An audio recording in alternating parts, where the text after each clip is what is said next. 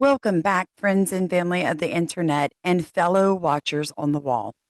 I just want to start this video by saying how amazing you guys are. Thank you so much for your comments. Those comments have helped me redefine how I see the world. I've said this so many times before, so let me say it one more time. You do not know what you don't know until you know it. And once you receive new information, a sign of intelligence is to reevaluate your stance on any particular topic. And the way that we grow our knowledge is reading, researching, talking to people, people who have greater knowledge than we at this moment have. I have seen the Lord take me from growing organic food in a garden to Maui, where I learned about weather modification. Prior to the fires in Maui, I did not know about NexRad. I, I did not know about CERN. I had no idea what HARP was. And from that trip to Maui, we wrote a book, Growing Under a Poison Sky, which I'll link the different ways you can get it, but you can just Google it and it'll pop up. But I think for a lot of us, it's so shocking. The reason we don't know anything is because the government and media, they control the flow of information at such a high degree that it is shocking to people. I get this question a lot. How do you find your information? Well, I wake up in the morning or as I'm going to bed, the Lord shows me something. And I just take that topic and I begin to backtrack it. It's not a hard thing to do, but you do have to have some training in looking up information. And I come from the generation that was in between books and magazines being your only way to get information and computers. My generation was the first and probably last generation that had internet classes that taught you how to search on search engines. I don't just Google a topic because the way that you word what you're looking for is going to be the way that you get results for the topic. So let me explain it to you like this. If you honestly believe that everything this administration tells you is true, then when you look up something, the first article or the way that you word it is going to be in a way that the computer, the algorithm, sees that you're a Trump supporter and it's going to give you what you're looking for. When I research, I try to be unbiased in the way that I ask the question I'm looking for or the topic I'm researching. Therefore, I can find information that's middle ground. What I'm going to show you today, a lot of people can't find on their own, but it's because of the ones of you that can find it that I was able to find it. And that's how it works. It has to be, somebody has to be aware of it and they must speak it and then share it. And then we grab it and we push it. We are the algorithm. So whether or not they ever give me back a hype button, you commenting, liking, and sharing this through a text or an email, not just to social media, but out through other options and avenues will help us become the algorithm they cannot contain. Come on, Jesus. So welcome back, friends and family of the internet. My name is Samantha Starkey. I am a homesteader by choice. I'm an educator by training. I love the Lord. I love my children. I adore my husband. I come from an amazing family. Let me get rid of this little bar that everybody knows I don't like. But this is very disheartening. You know, we know that the Biden regime threw open the southern border, not just the southern border, though, planes. They used planes to bring unaccompanied minors into our country by the hundreds of thousands. And those children deserve a good life. So somebody's going to have to make it make sense that on January 24th, 2026, this article came out. Disheartening. The U.S. Justice Department has slashed funding to programs that combat child sex trafficking. This is what I voted for. I voted to have this stopped. So somebody's going to have to explain to me where and why did the U.S. Department of Justice slash funding and training resources for law enforcement working on investigations and prosecutions of crimes against children under the Trump administration? Major cuts include the cancellation of the 2025 National Law Enforcement Training on Child Exploitation, which is usually held in Washington, D.C. in June. It is an annual event that provides technical training to prosecutors, state and federal law enforcement, and they teaches them how to investigate online crimes against children. These sweeping cuts under Donald Trump began his second term are putting vulnerable children at risk and impeding efforts to bring child predators to justice. Somebody said you don't want to speak too loudly because you just fear retaliation. And that's a heavy hand to be dealt when you're trying to do your job. So take this however you want. I mean, I'm just saying the 2025 National Law Enforcement Training on Child Exploitation was axed without explanation. This event has not received U.S. DOJ approval, is what the website says.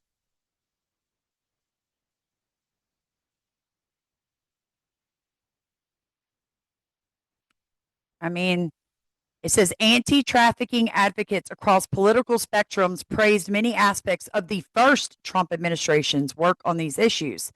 Since his re-election, Trump and his appointees have shifted course. This had drawn bipartisan criticism, particularly over the refusal to release the full investigative files related to the late Jeffrey Epstein. Excuse me. You know, I keep trying to tell everybody this is not the same man we voted for. He is doing two different administrations. And this one, I mean, this one speaks for itself. Trump administration restores funding to Planned Parenthood. Now, second reason I voted for Donald Trump was to end federally funded abortion. Look, dude, you want to do it? Do it. If you're 18 or older and you want to do that to your body, freedom means you get a choice to make dumb decisions, but it does not mean that I have to pay for it with my federal tax dollars. So here we go again. Trump capitulated. The Trump administration has agreed to unfreeze millions in federal funding to Planned Parenthood and other family planning groups. He paused, the HHS paused $27.5 million in funding for 16 organizations. All of them have been totally refunded. The Trump administration ultimately paused 22 federal Title X grants, jeopardizing care for 842,000 patients, blah, blah, blah, blah, blah, blah. I don't care. The point is, he capitulated. So let's start this with everybody's favorite topic, Turning Point USA. Let's talk about the geofencing. Let's talk about Erica Kirk's leaving her kids to run around playing at Jesus. But let's start here. This was 5 days ago. This is Turning Point USA Faith meeting at Mar-a-lago with the Jewish people. That's all I'm going to say. An absolute honor to stand on this stage. Thank you, Albert and Michelle, for having me back. I feel like we're old friends and running into people that I met in Indianapolis. As Albert mentioned, 125 days ago, I stood in front of many of you speaking on behalf of TPUSA Faith, explaining our work with pastors and mobilizing the conservative faith movement to take bold stands from the pulpit, in their communities, and for the state of Israel. And I got off the stage, and 2.5 hours later, my phone just started exploding with messages and phone calls. Michelle was there, and my boss had been murdered in Utah, because quite frankly, he was sharing truth, and there were a lot of people that didn't want to hear it, and still don't want to hear it. But I want to come today before you, before we go into a few moments of prayer, and share some good news with you, because heaven knows we need it right now. I want to hear her prayer. I don't really care what nonsense she spoke here, but I wonder if she claimed Jesus in a room full of Jewish people. Not like the other gods. Let's see. Let's On behalf see. of the youth of America, on behalf of the pastors of America, as we join together, let's pray. Oh, Father, you are so good. You are not like the other gods. And we read about that in Scripture, but you demonstrated that. You demonstrated that on September 10th. You demonstrated it now today. And Father God, we don't take lightly the cost of courage. We don't take lightly the weight of responsibility. And we ask now that you would give us strength and courage. God, forgive us for underestimating you. Forgive us for doubting that we could see the seas part again. Forgive us for doubting that we would ever see a culture change and move by the power of your Holy Spirit. Forgive us for having a vision that's a little bit too small for an almighty God. We stand today as a group longing to see restoration and redemption. And we pray specifically right now for the Jews and the Christians in Iran. And God, we know the weight and the cost of courage. And we pray right now by the power of your Holy Spirit that your courage would fill those people, and that we would see a harvest and a return to truth and liberty in the nation of Iran like never before. That the doors to truth would open where they've been closed for centuries. Forgive us for lowering our eyes. Forgive us for underestimating. God, forgive us for listening to voices that told us it's not possible, for listening to those who would mock and scoff truth and giving them any credence. God, forgive us for thinking that we could figure this out. And thank you, Jesus, for moving on the hearts of culture, on the hearts of pastors. I'll give her and faith. that. She said Jesus in a room full of Jewish people. Amen. I'll take that. Look, I learned to take the win. Take the win when you can get it, friends. But I've got to show you. Let me find it. Everybody knows that Turning Point and Erica Kirk are doing this new tour, right? We're gonna pack heaven. And what they heard was a message of how she basically found strength and healing in God during one of the most difficult parts of her life, and wants others to do the same. Protesters hold signs on the street outside Harvest Christian Fellowship in Riverside. Late tonight inside, Erica Kirk took the stage 4 months after her husband, conservative political activist and influential voice for young conservatives, Charlie Kirk, was assassinated at a different speaking event in Utah. The way that God has carried me is the way that he wants to carry you through your trial, through your life. My cross is mine to carry. You have your own. Kirk is now crossing the country on the Make Heaven Crowded tour as the new CEO of Turning Point USA. The nonprofit says it strives to restore American patriotism, family values, and empower informed civic engagement. No Trump! No ICE! But some protesters who gathered outside say they aren't buying that. Yeah, these people were furious. Well, there's something about the church that she's doing this tour with that's really quite disgusting. So let me pull that up for you guys. don't forget to hit the like button, friends. I need you to love me because they love to hate me. All right, so let's start here. Sure. The new TPUSA under Erica Kirk, who ran a geofencing operation at her husband's memorial service to gather the data of all of Charlie's unsuspecting fans and friends. The same Erica Kirk who didn't honor Charlie's last wish for a Doge audit due to suspicious financial loss. The same Erica Kirk who had no problem with Charlie's employee who was notified of the upcoming Doge audit on September 2nd, 2025, stealing evidence from a crime scene. Prior to committing the crime, he hid behind a wall and filmed all leaving, went back, took the camera down, looked around to see if anyone was watching before taking the SD cards out, yet he didn't go to the hospital or shed a tear at the scene. The same Erica Kirk who takes millions from those who bullied and abused her husband for months prior to his homicide to the point he said he was fearful for his own life. The same Erica Kirk who had a life insurance policy on her 28-year-old husband for over $10 million. The same Erica Kirk who rudely said to the world, "No one will ever replace Charlie, but I do see similarities of my husband and JD, Vice President JD Vance." Far more honest, Charlie Kirk was not like JD Vance, who said Iran needs to be punched hard. All know Charlie spoke out against much of what Vance approves of, including bombing Iran. Likely why Erica's TPUSA employees were at the Pentagon these weeks for Trump to strike Iran.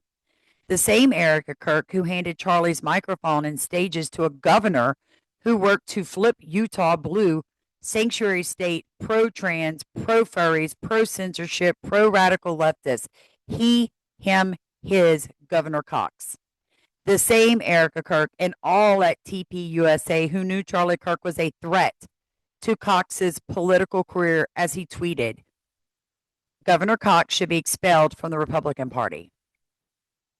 If anything, Governor Cox, who does not have ambitions to become president, would be who does have ambitions to become president would be a suspect, as would have all Erica's good friends, Charlie's old TPUSA employees, who were also unhappy Charlie Kirk left their pro-Israel cause only 2 days prior to his homicide.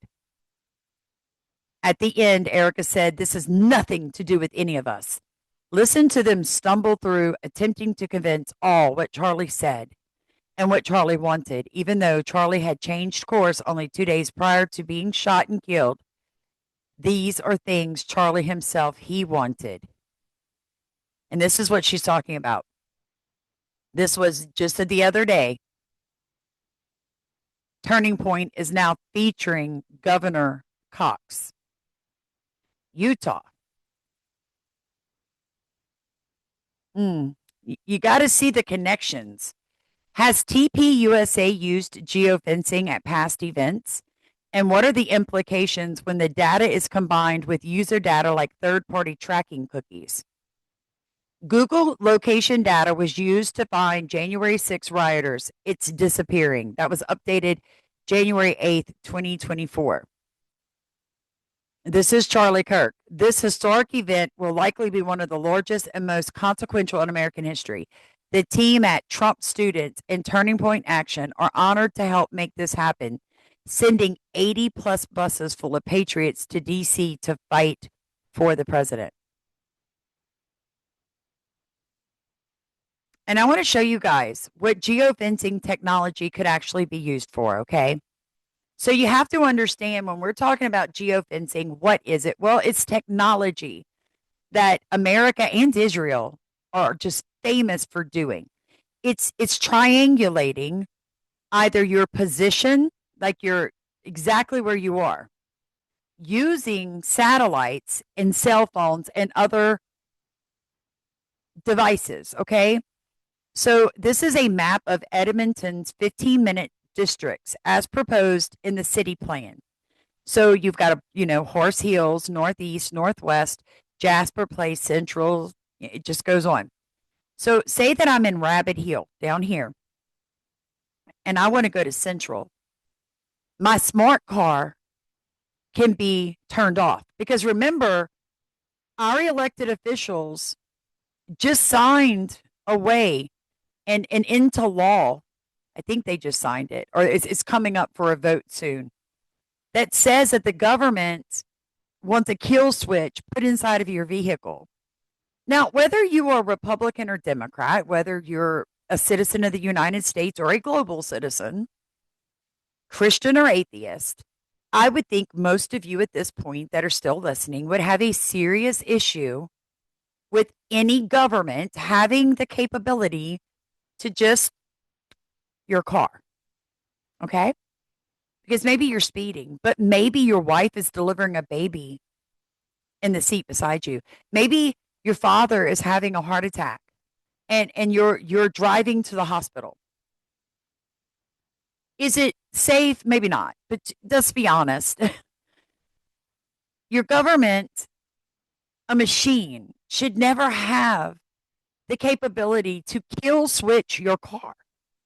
But I'm down here in Rabbit Hill and I want to go to Central. But I've used up all my energy credits and I got on social media and I tweeted out about how the government is turning into a fascist state and they took all my credits. So as I'm trying to drive out of Rabbit Hill, they kill switch my car. And I'm like, okay, well, I'll just take public transportation. I go to get on the train and because there's going to be smart trains moving between all of these 15-minute cities. And I am told that I do not have access. I literally cannot get on public transportation. It will not let me. So I can't drive my car. I can't take public transportation. So I'm going to walk. But as I'm walking, it notifies a local police that I have just crossed this boundary into Southwest and I'm arrested because I left my 15-minute city. It sounds utopian until it's not. Your central bank digital currency won't work outside your zone either. So I have access to live and work within Rabbit Hill. But if I want to go to Whitemead or if I want to go over here to Horse Hills or Northeast and purchase from an organic farm because I don't want pasteurized milk, my money won't work. My digital money can't be used to buy that product. And this is what's happening. Now, this is extremely important because a lot of us are finding out all kinds of things about Erica Kirk's previous life. So let me pull this up for you guys. Turning Point is doing a... I'm just going to fast forward a little bit. Because of the videos that are circulating around right now. Instead, it's because my Turning Point insider actually reached out to me, and this is before any of this other stuff dropped, and said this. The interesting thing that my insider pointed out was the fact that even though they're firing all of these amazing, hardworking, and some of the most dedicated individuals to the cause of Turning Point, they're also doubling the staff, which doesn't make any sense according to them, because why do you need to do that? They seem to think that it's because of all the alleged financial fraud that's going on. But anyway, the main reason why these people are being fired, according to this person and according to all the people that are posting right now and talking about it, and Candace Owens, is because they are suspected to be leaks to Candace Owens and other people about all of the things that are going on at Turning Point. And, you know, it's just weird because when you're not guilty of something, this is not how you act. I'm not going to walk out of here until I say my piece. Like, I mean, y'all know this. I just worked a series of 80, 90-hour weeks plus for Infest. Yeah, I've had no direction or explanation since we've come back. Our CEO has been assassinated. I've done nothing but bend over backwards for this organization to the point where I'm wondering if this is a prank. It's not a prank. I would never do that. So I'm just trying to understand. And No, I understand. It's time to... so do I get to have a conversation with Dylan? Do I get to have a conversation with Justin or anybody? Or Nope. no? And there's no explanation as to why I'm going to let go. Despite, Right now, we'll leave it all. you know, and you're going to keep saying a different direction, but I'm trying to understand how I've met multiple times with my... We're going a different direction with the team, and I have to ask you to leave now. You have to ask me to leave Yes. property? Yes, Due to what, Frank? because we're asking you to leave because you've been terminated and we're not. But there's no explanation or documentation for this. I've never had one bad review from Dylan. I've never had one issue with the company. I've never done anything unethical. And so I'm sitting here understanding why my entire livelihood is being completely tossed out. This is what Turning Point USA is doing to people who worked for Charlie Kirk for years, who helped him build that organization from the ground up. Turning Point is doing exactly what the current federal government is doing. They are running out good people. They are getting rid of people who might whistleblow. So this is a tactic of control. When you are unsure of someone's team, like they're not making it obvious that they are pro Erica, pro Mormon, Catholic, unison in a Christian organization. So what they're doing is they're just unilaterally firing these people that have been there for years, working 80-hour weeks. They're just getting rid of them. And then on the same salary that they probably paid this young woman, they're going to hire two goons who'll do whatever they say do and will not question, because the new people would have never worked under Charlie Kirk. So they'll never know the difference between how it's supposed to be and how it now is. Does that make sense? I mean, I sat No, in the you're, chair. you're gonna do great things. No, and I you're plan likely to. I don't think you're likely to being tossed out. That recording goes on for another like minute and a half or something like that. So you can go watch it. It's not hard to find. It's all over the place. Apparently that's not an uncommon thing that's happening right now with their most dedicated employees. That's exactly how it's going. They basically bring them in and they say, hey, you're fired. No explanation, no reason why. You never did anything wrong. Anyway, there's more though, because they also just announced their new tour. And you can't even make this up anymore. It's called the Make Heaven Crowded Tour. Fire whoever came up with that. But the interesting thing about this tour is it's with Erica Kirk, which at what point do we all just say, okay, I know a lot of people are saying, but at what point does everyone just say, what is this woman doing? Where are the kids? What do the parents have to say? Why is this woman constantly being on tours and podcasts and doing...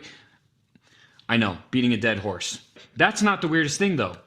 The weirdest thing are the other people that are on the tour, specifically one person and where they started the tour. So meet Pastor Greg Laurie and the Harvest Christian Fellowship. Now, this is where it gets good. See, Pastor Laurie has a Romanian orphanage. Oops, did I say that out loud? If you go to my Patreon, you'll find an ebook titled Decoding Erica Kirk. You can just purchase the ebook and download it and print it. But it talks about Erica Kirk's Romanian orphanage.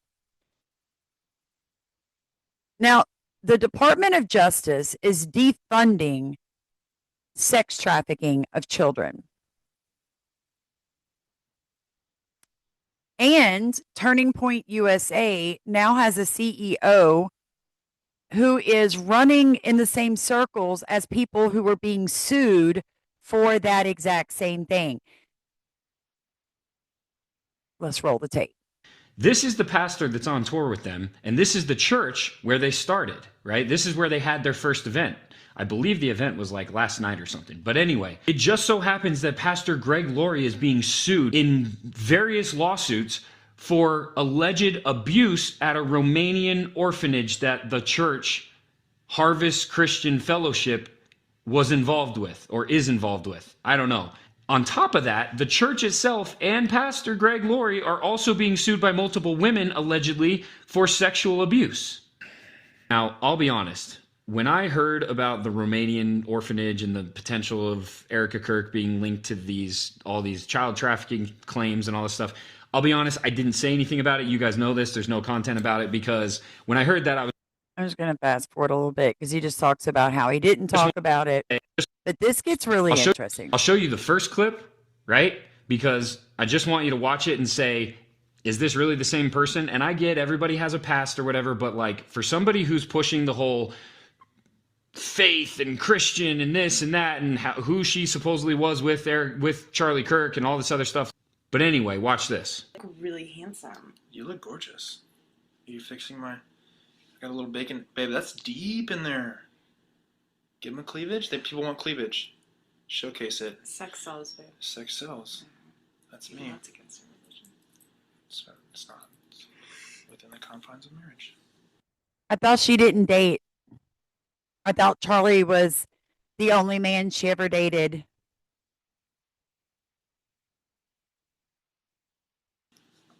Now, before we move on to the next part of this video, I just want to point something out, okay?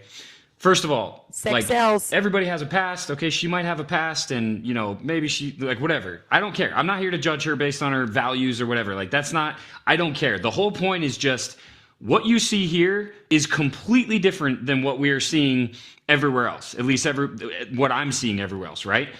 And the really interesting thing about this is that when you watch that video with Erica and JT, Erica actually seems like a normal person.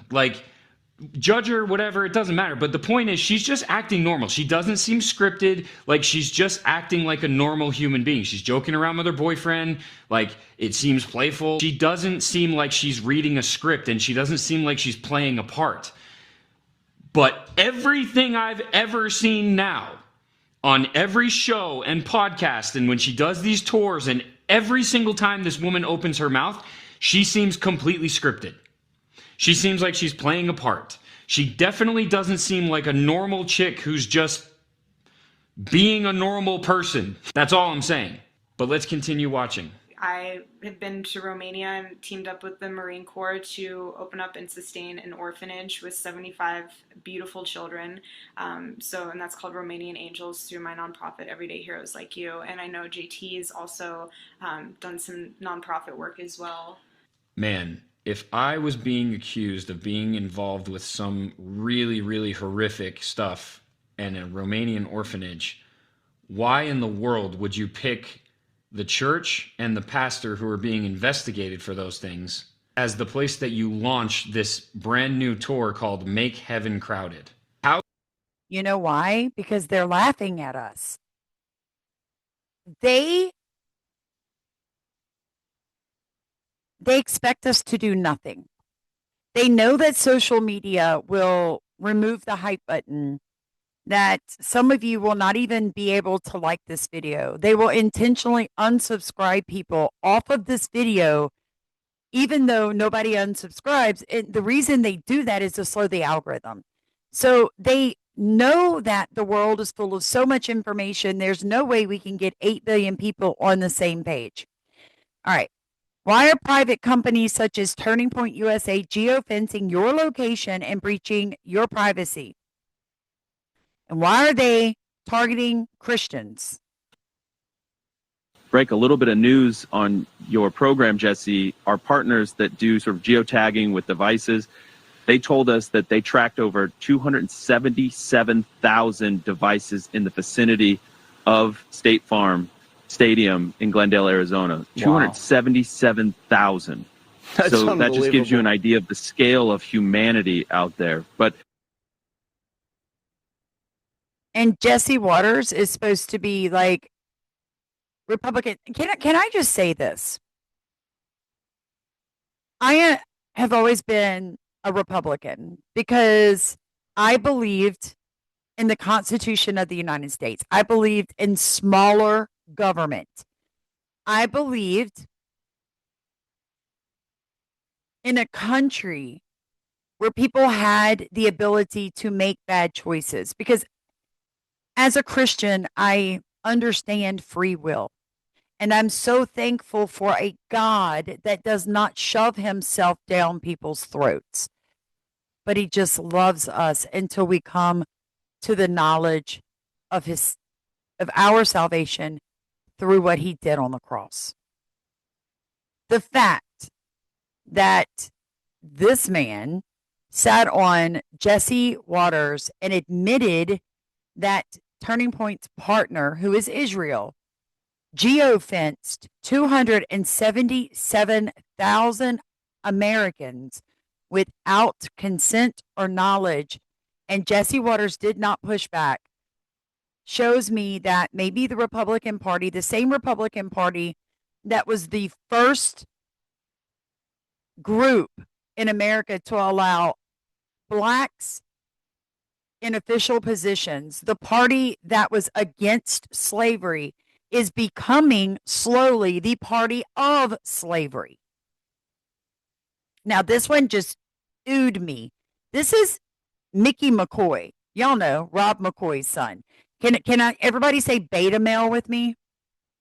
Laughing, right, on Frank Turret's podcast that Turning Point USA ran a geofencing at the memorial.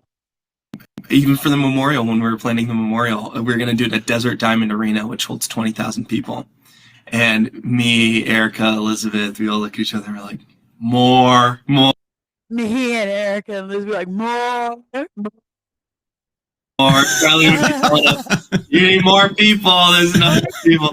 And so we jumped over to Cardinals Stadium, and we, truthfully, at first we were like, we've never done an event this big. I don't think there's ever been an event that big in the conservative movement.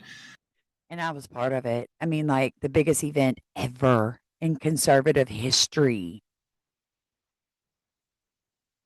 I'm so thankful the Lord ripped the scales off my eyes and I can have a sense of humor. Because, guys, when I'm out here laughing and like mimicking these people, this is me blowing off the anger. I understand what you're seeing right now.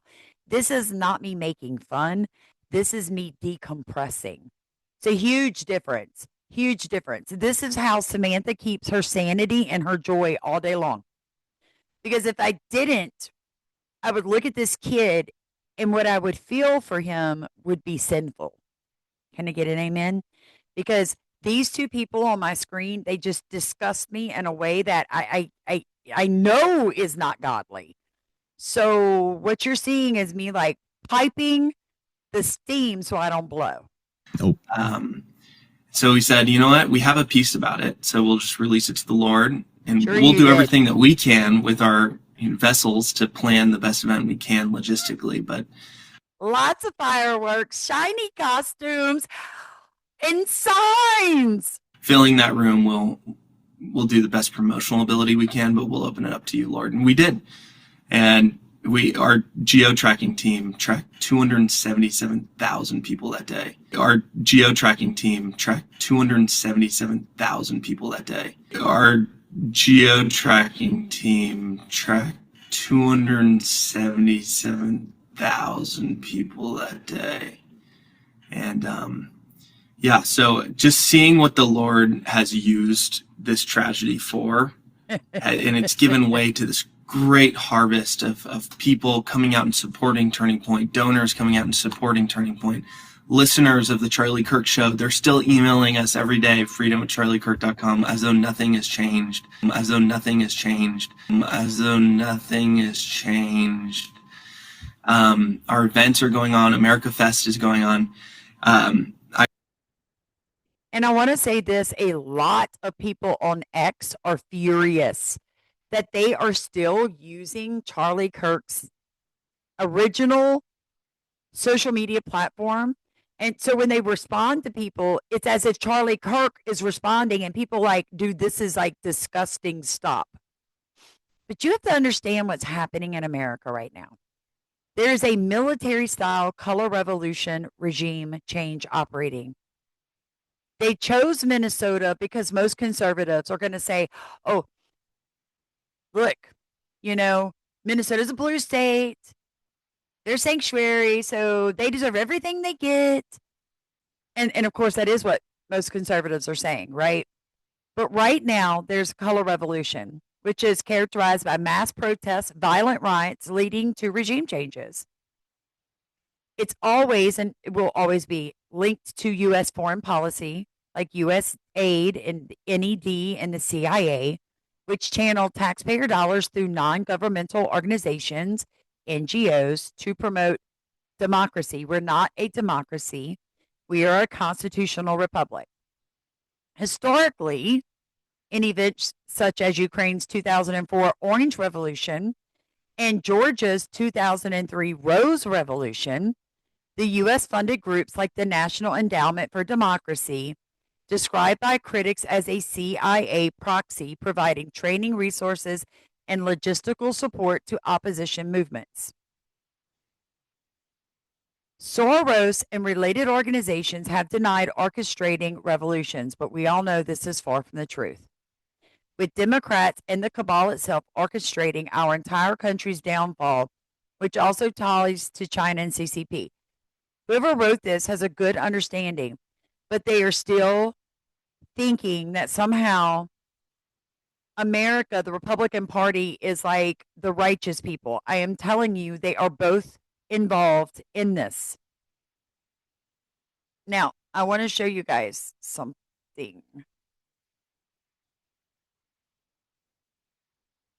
Because it's important when you're talking about color regimes.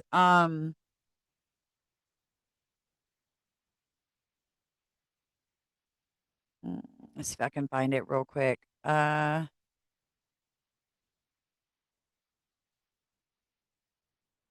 It made sense.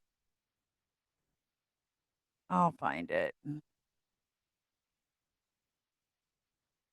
Oh, right here. This is part of it. Listen. Are a bunch of documented liars who, since the moment that Charlie Kirk was killed, have gone out of their way to lie about everything that they possibly can, even when the truth would better serve them. These people are documented liars. Especially Erica Kirk. She can't even be honest about having drank alcohol or having a boyfriend. This woman's entire life is a fraud.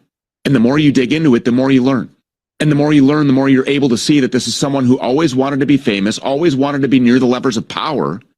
And through her relationship with Charlie Kirk, she succeeded, after multiple failed attempts, at becoming some kind of a big public figure.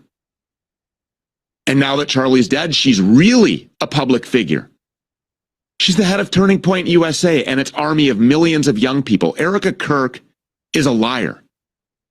But she's not the only one. Everywhere you turn with these people, it's just lie after lie after lie. Their entire lives are deception. Even among the so-called pastors that Turning Point USA and Erica Kirk affiliate themselves with. The 7 Mountain Mandate pastors. You should go back and watch my series on the 7 Mountain Mandate. I did like 5 different episodes deep diving these men and the lies straight from hell that they are promoting to Christians across the world. They are dangerous. This is Christian nationalism. They are creating an army in Charlie Kirk's name using our children. Rob McCoy, this guy that claimed that his son Mikey McCoy was covered in Charlie's blood after heroically trying to save his life. In reality, after Charlie's microphone exploded, Mikey McCoy just walked off and made a phone call. And you just saw Mikey McCoy doing him, me and Erica and Liz. That was that kid. Almost like he was calling his handler. Mm-hmm. Yep, job's done. And speaking of pastors, what about Greg Laurie? Now, we all know that Erica Kirk has wasted no time in seizing control of Charlie's organization, putting herself on every stage imaginable. But now she's launching the Make Heaven Crowded tour, where this Israeli-loving pervert, Greg Laurie, will be playing a starring role. This is a so-called pastor who not only worships Israel, but who has been accused in court, in documented court filings, of being a party to child sex trafficking and child rape through his Harvest Christian Fellowship.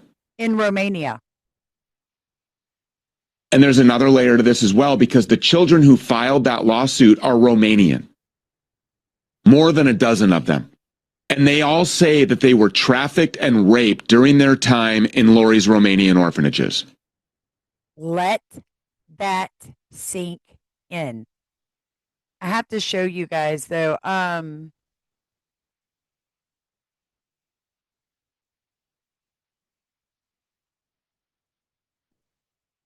This makes me mad. I found this last night. This is Ted Cruz. We should be arming protesters in Iran now for the Iranian people to overthrow the Ayatollah, a tyrant who routinely chants death to America. We should be arming protesters in Iran now. That is Ted Cruz. We should arm protesters in another country, but we cannot show up armed to a peaceful protest in America without being shot by our government. Can you not understand the level of like mental gymnastics Ted Cruz had to have gone through to write that? When I saw that, I said, wait a second, we're going to arm another country's citizens to overthrow that country while America systematically is being told that we can't be armed in our own country. Make it make sense, guys. There no understanding. No understanding at all. But listen to this. Bombshell leaked audio. Arizona RNC committeewoman Liz Harris claims that Turning Point USA is controlled by Mossad. She names Alex Jones and Steve Bannon as being Mossad assets. I told you the Alex Jones name is trademarked. Therefore, they can like swap out whoever they want as Alex Jones because the name is trademarked. The other very delicate thing we have going on is all this stuff with Israel. Now, Thaler is Jewish, Breger is Jewish. Like, when I say Jewish, I mean, like, not, they're very Jewish, meaning very, Bev Goldstein, like, there's so many names I can throw out that I do believe when we look at Turning Point and we look at all of this, I do see Mossad. I see there again. There's so many other things where I'm connecting dots. I think Alex Jones is controlled by them. Charlie Kirk's controlled by them. Steve Bannon. I can't believe nobody's killed me. I really can't. I have no idea why. Because God is.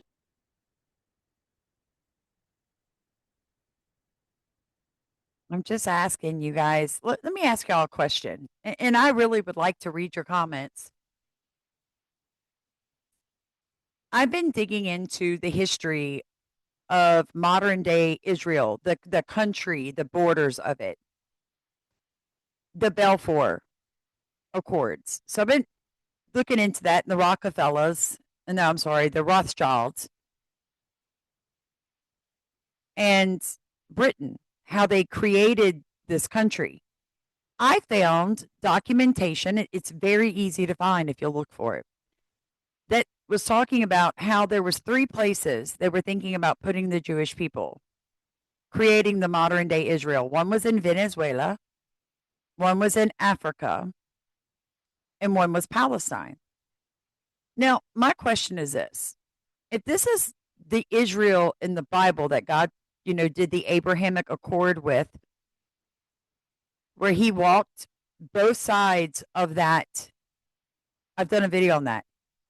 It's called the cutting ceremony. Basically, God put Abraham asleep, and God made this covenant with himself because God cannot lie. But if they were going to put it in Venezuela or Africa, the settlement. So don't think of it as Israel in the Bible. Think of it as a settlement for Jews. There were 3 places they were willing to put it. They settled on Palestine. And this is what I believe as my research, as I'm digging into this. I believe they chose that location for this settlement for these Jews for one reason, because they knew that Christians would look at their Bible and look where the Jews were placed and go, oh, that's the same thing that's in the Bible. As a Christian filled with the Holy Spirit, tongue talking, devil chasing Christian, I asked God, I was like, this doesn't make any sense to me. Because if you read the New Testament, Jesus detested these people because he knew what was in their heart. So I'm just saying, my question to you is, had they chosen Venezuela or Africa to put these colonists of Jews, would you still be claiming that we have to support them like we do? And I think we all know what the answer to that would be. You'd be like, no, because it's not Israel. It's just a settlement of Jews. So I need you to pray on that. before you get mad at me, I don't really care, but I'm just saying I need you to pray about it because I had to. And it's amazing which you can find if you just kind of, don't let somebody else think for you. Donald Trump saying Americans should not carry guns will separate true conservatives from the MAGA disciples. MAGA disciples will say, well, that's not what he meant. Don't take it out of context. True conservatives will immediately and publicly denounce the president. And this is me denouncing the president. You are talking about arming citizens in another country to overthrow their leader, while you are actively telling American citizens that we do not have a right to openly carry our Second Amendment rights. Now, I don't know about you, but I've had just about all I'm going to put up with when it comes from this administration. I am a currency strategist at Treasury. Yesterday, the dollar hit a 4-year low. Worst single day since April, down 9% for the year. The weakest since 2022. The president said, and I quote, I think it's great. And I'm going to show you that video in a second. He's right. It is great for us. There's a document that you have never heard of. It is called A User's Guide to Restructuring the Global Trading System. We call it the Mar-a-lago Accord. Did you hear what I just said? A Treasury Department person, I'm writing something down. I take notes, even from myself. A currency strategist at the Treasury said that there is a document called A User's Guide to Restructuring the Global Trading System. We call it the Mar-a-Lago Accord. It was written by the guy who now sits on the Federal Reserve. Before that, he ran the Council on Economic Advisors. The document says to weaken the dollar. Do you know what guy he's talking about? Let me find it.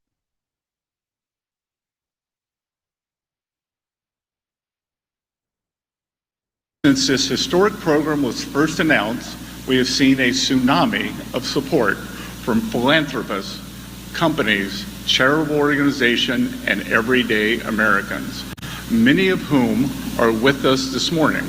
Today, we will hear from businessmen and investors, professional athletes, Maha moms, and even world-famous the President of the United States himself. What is it that can bring this eclectic group together under one roof? What is it that unites Americans of all backgrounds around a common cause? The desire to empower our children, to shape. So this is Secretary Bisson, or Bissent. I don't know how to say his last name. It's Bessent, right? This man is so connected to BlackRock that it is shocking. So I just want you guys to understand what's fixing to happen in America. Meet Rick Ryder, the BlackRock executive in the running to lead the Federal Reserve. So you have a BlackRock executive that Steve Bennett, or Bestnet, however you say his name, and Donald Trump are looking at to sit him as the U.S. Federal Reserve Chair. So Rick Ryder, a senior BlackRock executive, is a finalist for the U.S. Federal Reserve Chair. He leads BlackRock's global fixed income investments, overseeing trillions in bond assets. President Donald Trump is expected to name his pick to lead the Federal Reserve by the end of January, according to his Treasury Secretary, Scott Bessent. The White House has narrowed the search to 4 finalists.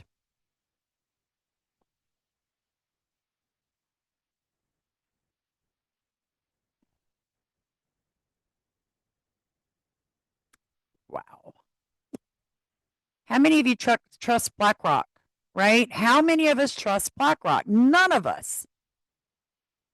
Most people.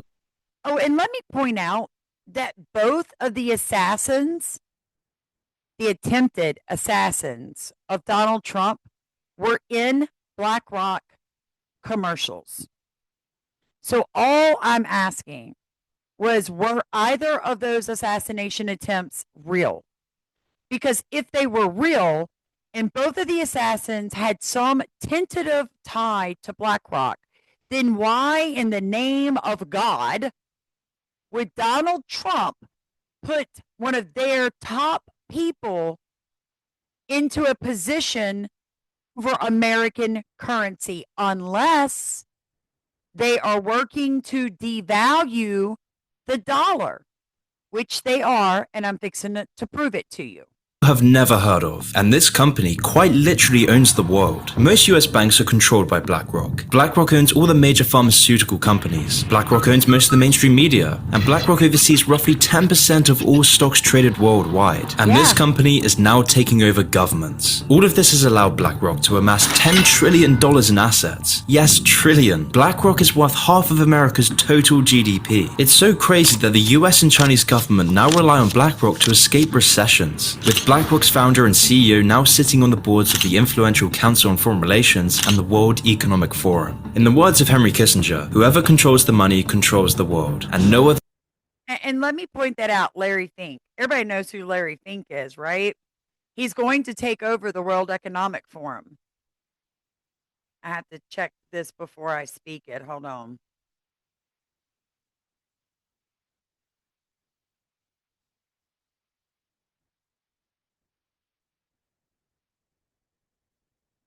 I'm sorry. Let me. Yep. And Larry Fink is Jewish. The company in history has had this much global influence. And what's even crazier is that BlackRock did this in just 34 years. But you want to know the best part? You've probably never heard of them for a reason which will become clearer later on. Because after you watch this video, you will soon understand the real-world consequences of BlackRock's vast control. Full-scale invasion, the likes of which we haven't seen since World War II, of Russia into Ukraine. And those high gas prices mean the cost of everything that needs to be transported is on the rise. So then how could BlackRock gain so much influence over the world? How could BlackRock go from being just a boring investment firm to the most powerful company that has ever existed? Well, to start, we have to delve into the past of how Larry Fink made BlackRock. Yep, and I want you to just think about that. Everything that I show you guys, I link it in description. This, let me show you what I'm talking about. You see this right here? This is the title of a video, right? You see these dots over here? Oh, hold on, that one doesn't show it. His just dropped down, but oh, sorry. Let me show you. Here's the title. Here's the name of the show you're watching. It says more. This is called the description of the video. All right. Everything that I show you is linked in my description of the video you are watching right now. Now, if it's on my X account, then you're going to have to go there to track down who the original person was. But let's get back to this. So, the Mar-a-lago Accord was written by the guy who now sits on the Federal Reserve. Before that, he ran the Council of Economic Advisors. The document says to weaken the dollar on purpose as policy. So we did. The thesis is simple. A strong dollar makes American exports expensive. A weak dollar makes American exports cheap. If we want factories, we need cheap currency. If we need a cheap currency, we have to devalue the dollar. If we need to devalue the dollar, we have to do it slowly so nobody notices until they do.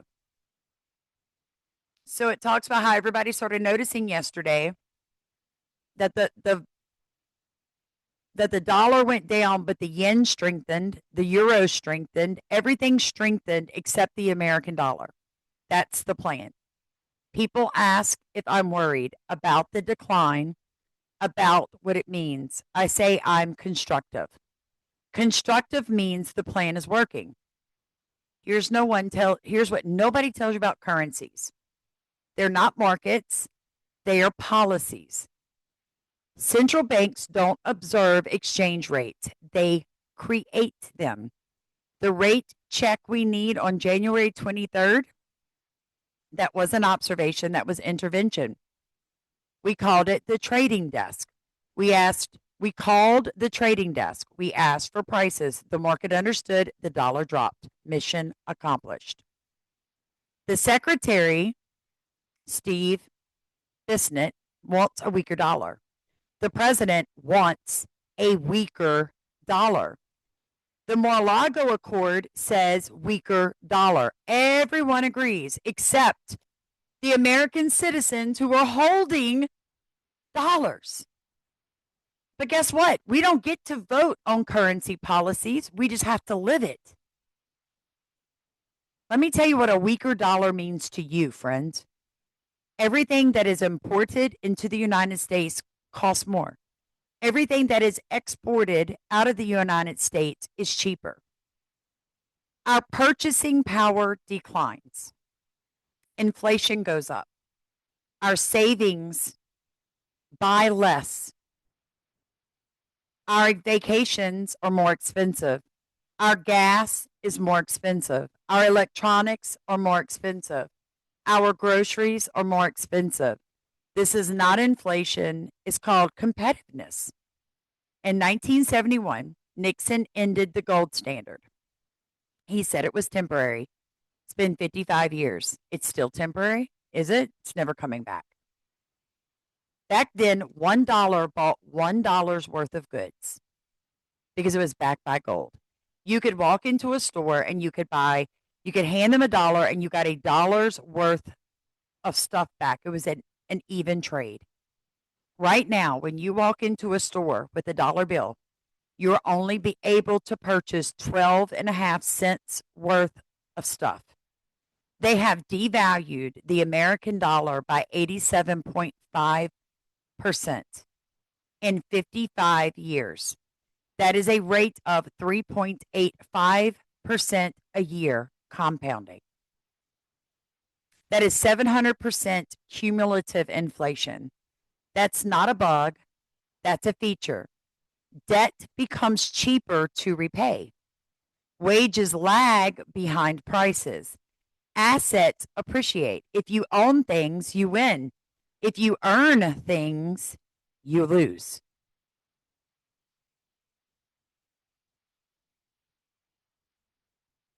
People feel something is wrong.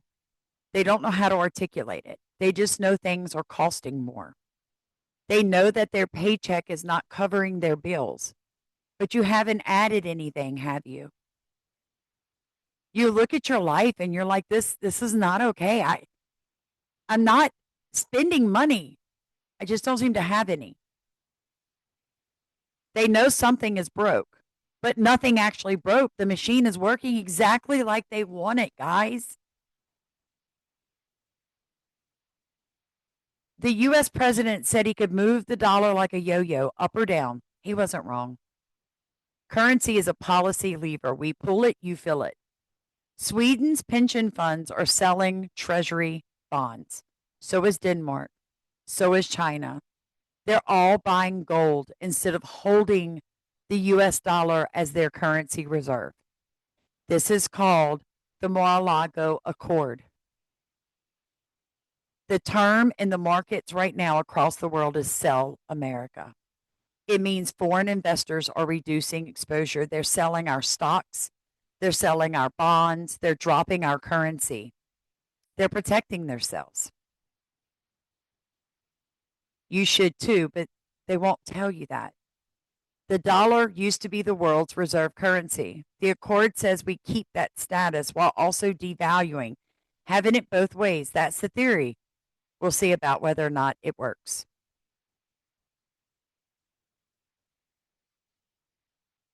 The president says the dollar is doing great. He means it. It's doing exactly what he wanted, going down on schedule according to plan. Your savings are doing less great, but nobody asked you. I have a chart on my wall, purchasing power of the dollar since 1913. It starts at $1 equals 100 pennies. It ends at 3 pennies, a 97% decline in 113 years. I look at it every morning and I think we have 3% left to go. The dollar's doing great, exactly as designed. You just weren't supposed to notice until it was done. But you did notice it is already done. It was done in 1971.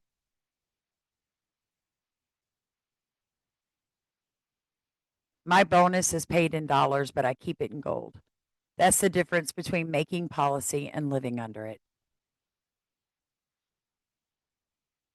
In other words, friends and family, as soon as the dollar bottoms out to zero, they will move the entire world onto Bitcoin cryptocurrency tokenization.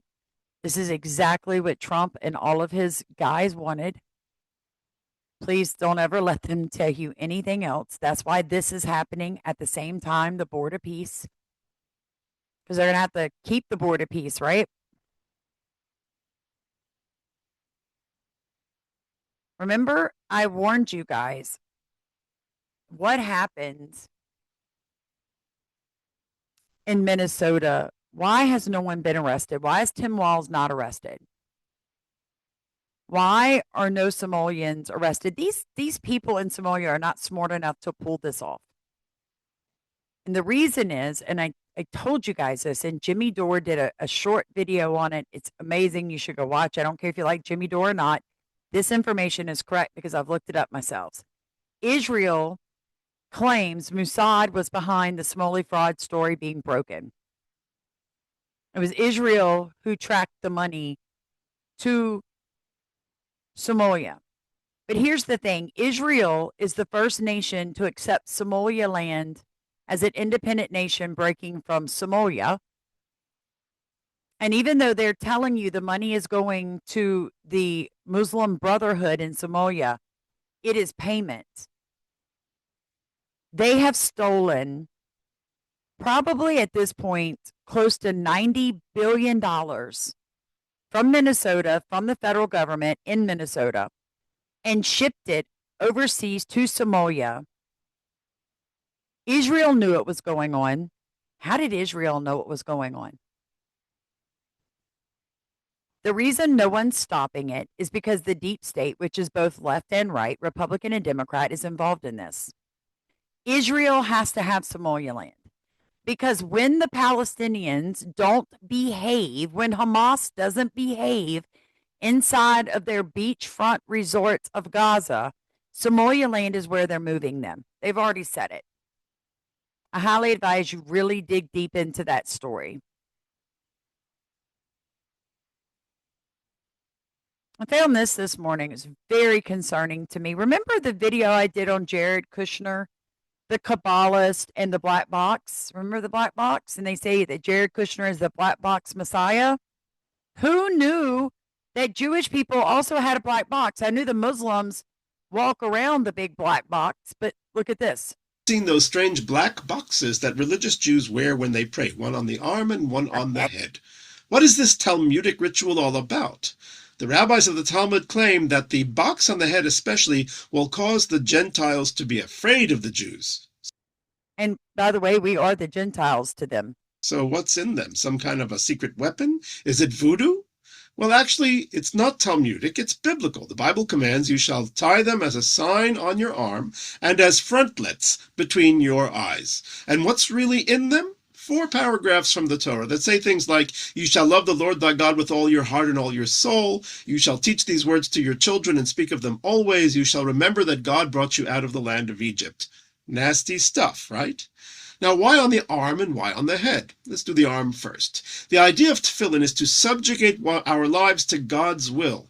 The arm represents actions, no hitting, stealing, or committing other physical crimes. Further, the arm is opposite the heart, to teach me I should train my heart to not be envious, to not be lustful, or to be hateful, but rather to be kind and loving. The head, that's where thoughts and beliefs are, and faith in God and morality and holy and pure thoughts come from the head. That's what the tefillin there teaches us. Now, when the Torah in the book of Deuteronomy says, the nations of the world shall see that the name of God is called upon you and they shall fear you, the rabbis comment that refers to the tefillin in the head.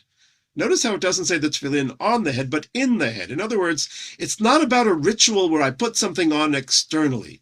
It's about improving my character internally. Tefillin Yeah, that all sounds great, except that, people like him forget to tell you that as far as Jews are concerned,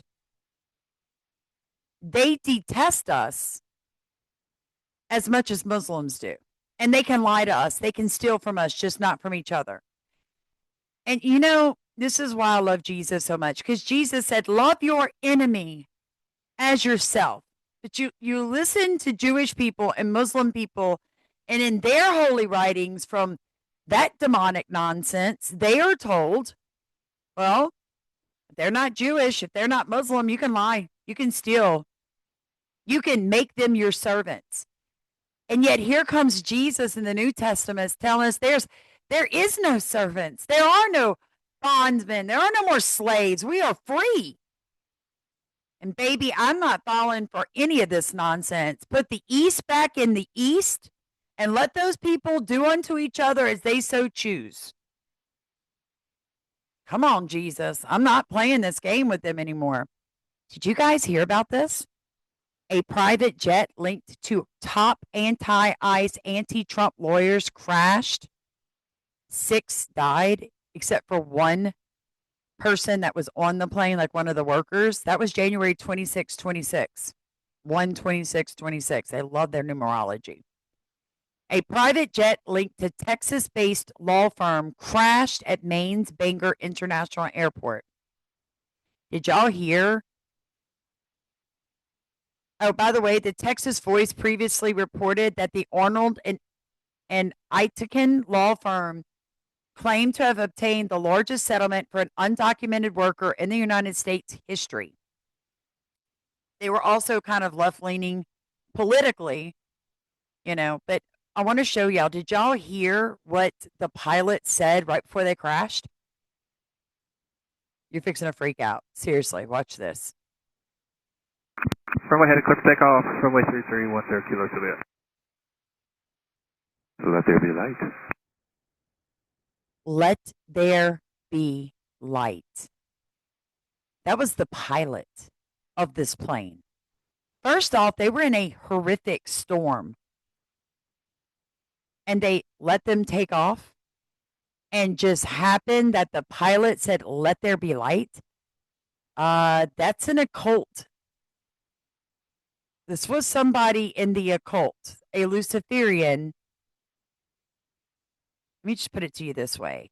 I think they took this entire group of people out, all of these attorneys out. I don't know. I need to dig into it more. I don't know if these attorneys, they called it the AI Foundation. This is them.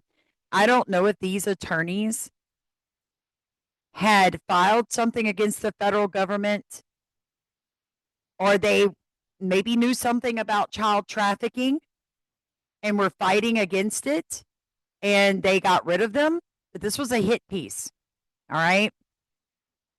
And listen to Erica Kirk on Glenn Beck's show, who is also a Mormon. Yesterday was the 3-year anniversary. Or sorry, the 3-month anniversary. It feels like 3 years at times. It feels like 3 years. Doesn't it? I mean, it's got to, even more for you. It just feels like it was forever ago. It's crazy. The Charlie's final book is out. Okay. Has nobody sat Erica Kirk down and said, yeah, this isn't reading well. You beaming all the time, you acting giddy every time somebody talks about your husband's death. Yeah, and there's her pointed teeth again. I've seen a lot of people point that out. Some of her pictures, her teeth are not pointed, and others they are.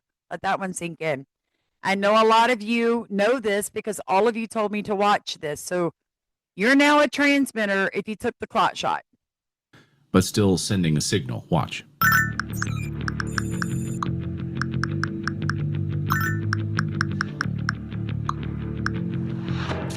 Way back in 1778, the Continental Congress unanimously passed America's first whistleblower law. I did this clearly at my own jeopardy. It recognized the duty to give the earliest information to Congress of any misconduct, frauds, or misdemeanors committed by anyone working for government. The information I'm presenting is made as a protected communication under Title 10 U.S.C. 1034 as a whistleblower. 246 years later, whistleblowers have an incredible record of changing the course of history.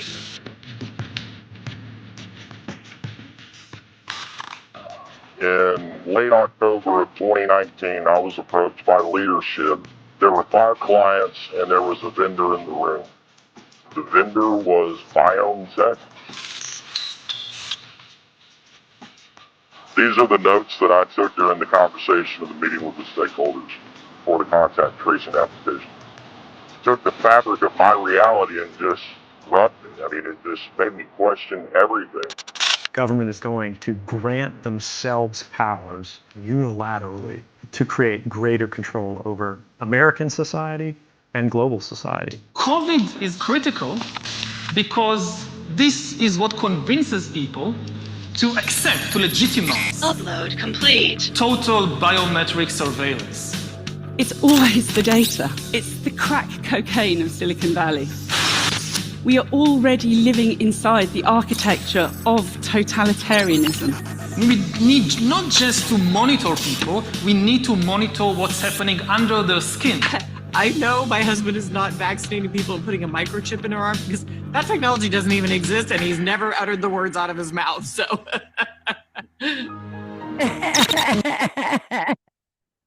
She divorced him because she found out he was in the Epstein files. You can go watch the rest of that on your own. The reason I showed you that is because Turning Point USA is being used with the same Israeli technology that was delivered to us by Donald Trump in his first administration. It was the Trump administration that arrested pastors across this country when they told us to shut down and we would not. Thank you, God, for ripping the scales off my eyes. That's all I can say. But this also plays into it because they are predictive programming, showing you through movies what they're going to do.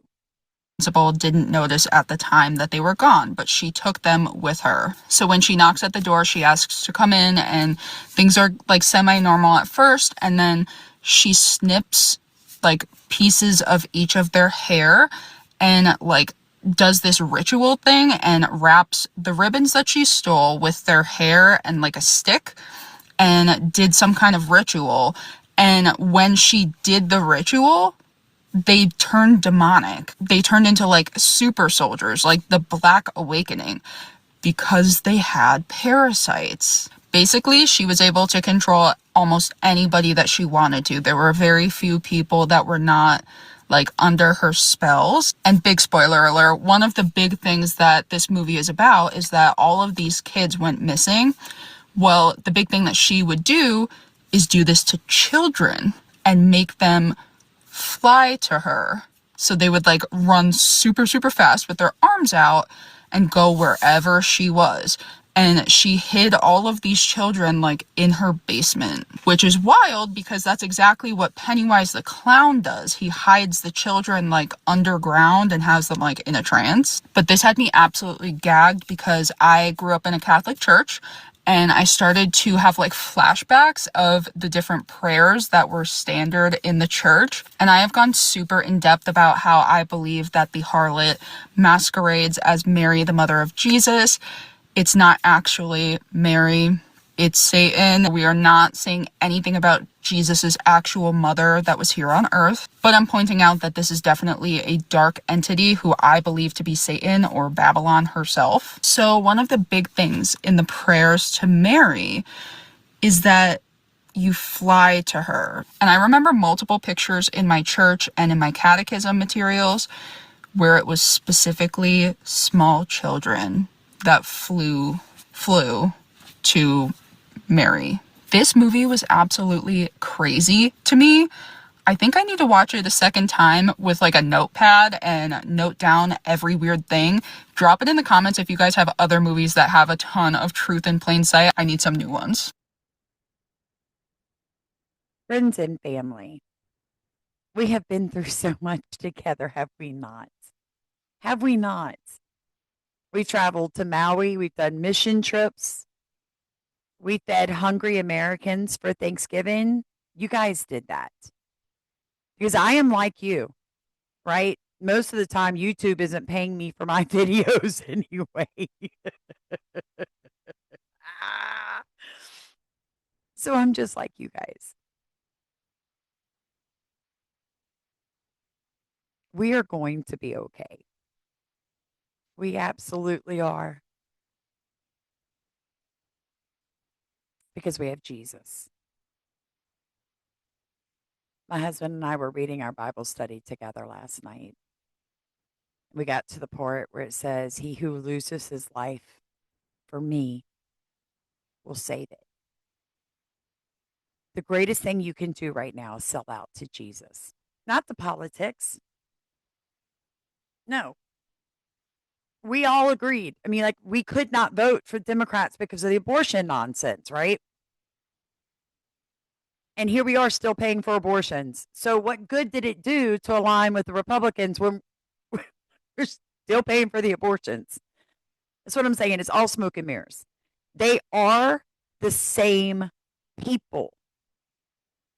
Democrat politicians and Republican politicians are friends.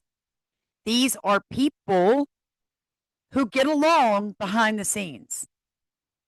They're all getting rich. There is not one state or federal politician who is not a millionaire. Not one. Not one.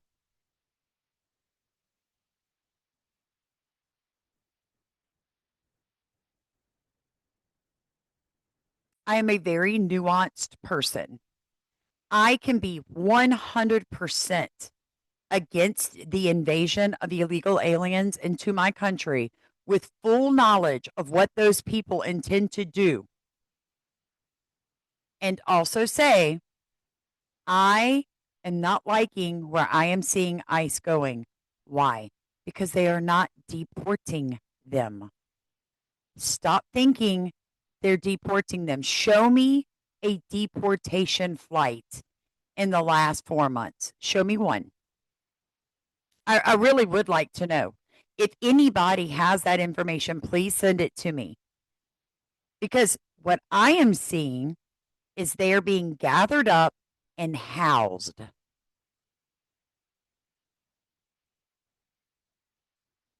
Just housed. Here recently, there was a Hyundai plant that they raided. They took all the illegal workers out. So, okay, let me get this straight. You removed the cheap illegal workers from the Hyundai plant. Do you know what they've replaced them with? Robots. Robots. So rather than forcing Hyundai to hire American citizens so that our husbands and sons and daughters have jobs, ladies, they put robots. Yippee. I know, right? Again, show me the deportation flights. I see them gathering them up. Where are they taking them? And then they just hold them at a tune of $8 million a day for illegal aliens to be kept in concentration camps across America. $8 million a day. And then I found that there are several donors to the Trump administration that own the companies that are holding the aliens. So they are getting rich off federal tax subsidies to hold the illegal aliens. They're not deporting them.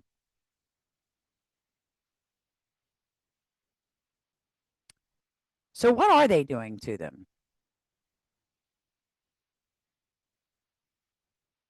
I mean, I'm just, my brain, I think all the time.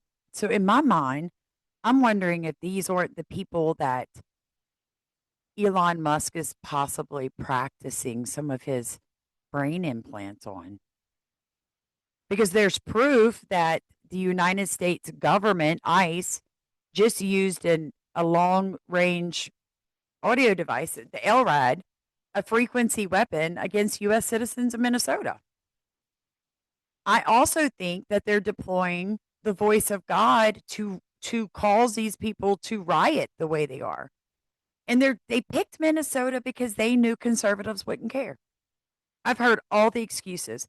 It's a sanctuary state. They voted for this. No. Minnesota has a huge population of Christians, a huge population of conservatives. And those people are furious at what is happening in their state. But we aren't going to help them because they vote blue. They asked for this. They got exactly what they deserve, right? Just saying. I've heard it all here recently. I love you guys so much. We're going to be okay. We are waking more and more people up. Every morning I wake up, our channel has grown by hundreds. And I am in awe of what God is doing. Because it is not me, because I am snarky. I comment quick and fast. I make people mad all day long with the way I comment back. Because it's just, some comments are just like, I read your comment out of common courtesy. And then I see like the most, we're talking about illegal aliens yesterday. And I had people in the comment section crying because I don't know. I'm just like, this is about illegal aliens. Like, what are you even talking about? And I get it. People are programmed to be offended. It is so easy to hear two people having an honest, truthful conversation, and you all of a sudden think they're talking about me. We don't know you. Don't even know you. I mean, I get it. I get it. It's easy to do. I usually can see both sides of a situation. Sometimes it takes me a second, but God gets me there. To the rest of you, thank you so much for coming on this journey with me, for sharing the information that you have spent years researching. I'm excited about the future because we're living at a pinnacle moment. And no, I am not just going to sit down and be like, just going to pray. No, I'm not. I'm going to fight, dude. I am not a sitter. That is mainly the problem in America right now, or the Christians.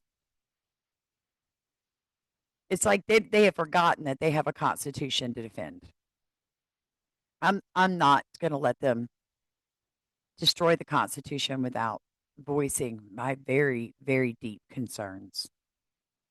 And as a lifelong Republican, I am seriously considering moving to some other party. I can't really go to Democrats, but there's a lot of Democrats leaving the Democrat Party because they can't tolerate them either. The extreme ends of these two parties are destroying these two parties. I know a lot of Republicans right now that look at MAGA and we're like, we cannot do this with you people anymore. And I know a lot of Democrats looking at the liberals going, we cannot do this with you people anymore. But those extreme ends are the ones that are in power somehow, when the majority of us are neither. You know what I'm saying? So that tells you right there, this is all rigged. It is all controlled. But we are not powerless. Create community where you live. Grow a garden with your church. Start a school at your church. And if you can't find a decent church, find a good pastor and start a decent church. It's not going to be easy, you guys. Nobody's coming to save you. I keep trying to tell you that. You've got to educate yourself, dig in. Get up off your blessed assurance because God's expecting you to do it. He's not going to send you someone to dig the hole for you when he already gave you the shovel. Now, whether you're 80 or not, whether you're in a wheelchair or not, you're going to have to learn to dig a hole. I'm telling you guys now. As for me and my house, we're going to love the Lord. As for me and my house, we're going to serve Jesus. I am not choosing another country over America. Especially as I learn what this country is really about. I'm not okaying with my mouth my son's lives. I'm not. Nope. God gave our forefathers the ability to create this nation, but you know what they had to do? They did not sit down and accept their overlords in England or the Catholic Church. They pushed back. But now their same family members generations later are going, well, God gave us Donald Trump and this government. No, God didn't give us this. We asked for it. We did this. Remember? We did this. I've already repented. That's all I can say. And I love you guys. I've got to go cook lunch. Thank you so much for being here with me. Like, comment, subscribe. Don't forget to pick up your book. If you'd like to support my husband's ever increasing medical bills, you know how to do it. Otherwise, you guys have an amazing day. I will see you tomorrow. Thank you for your time.